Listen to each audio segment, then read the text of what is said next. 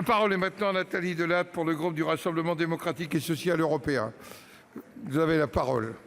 Merci, Monsieur le Président. Monsieur le ministre de la Culture, mes chers collègues, en septembre dernier, Soir 3 célébrait ses 40 ans de programmation. Depuis 1978, cette édition a réussi à s'imposer comme l'un des JT préférés des Français, attirant près de 600 000 spectateurs en moyenne tous les soirs et allant régulièrement à des pics d'1,5 million de téléspectateurs pour suivre l'actualité principalement locale.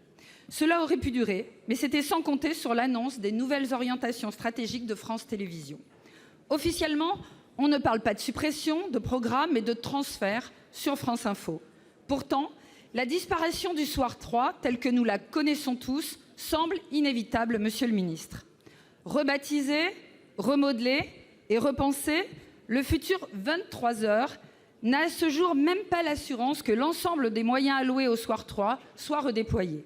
Et pour cause, si la nouvelle édition sera toujours consacrée à l'international, l'Europe, la politique nationale, l'économie et l'environnement, le coup de projecteur quotidien qui était mis sur nos régions et sur nos territoires va s'éteindre, et avec lui une certaine idée du service public. Dans le contexte de l'examen futur du projet de loi de réforme de l'audiovisuel, quel modèle souhaitez-vous défendre, Monsieur le ministre? Celui de la numérisation à tout prix et de la généralisation des chaînes d'infos à toute vitesse? Ou serez-vous, et vous connaissant je n'en doute pas, à l'écoute des maires ruraux qui ont lancé une pétition pour s'opposer à ce transfert afin de maintenir une édition locale proche de leur collectivité? Écouterez-vous le CSE, le comité social et économique de l'établissement, qui s'est opposé à l'unanimité à la décision de la direction de France Télévisions hier pour défendre un programme audiovisuel regardé par des téléspectateurs, notamment seniors, qui ne se servent pas des nouvelles sources d'information? Enfin, écouterez-vous les usagers citoyens qui plébiscitent leur programme et qui, pour beaucoup, vous regardent aujourd'hui, Monsieur le ministre? Vous êtes le dernier recours et nous sommes très nombreux à compter sur vous. Je vous remercie. Pour vous répondre, la parole est au ministre de la Culture, Monsieur Franck Riester. Vous avez la parole. Merci, Monsieur le Président, Mesdames les sénatrices, Messieurs les sénateurs, Madame la sénatrice Delattre. L'audiovisuel public est essentiel pour notre pays. Nous avons au gouvernement une grande ambition pour l'audiovisuel public et nous comptons bien réaffirmer ses missions. Et dans ces missions, il y a bien évidemment et l'information et la proximité.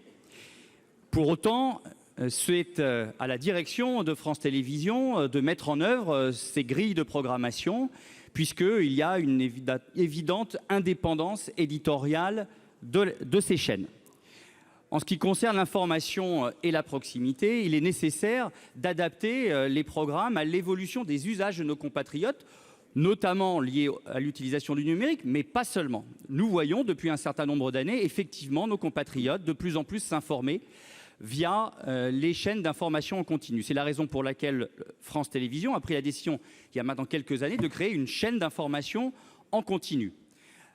La direction de France Télévisions a souhaité aller plus loin dans la réorganisation des programmes en matière d'information, en sanctuarisant les deux rendez-vous, et sur France 3 et sur France 2, de milieu de journée et de fin d'après-midi, tout en réorganisant la fin de soirée.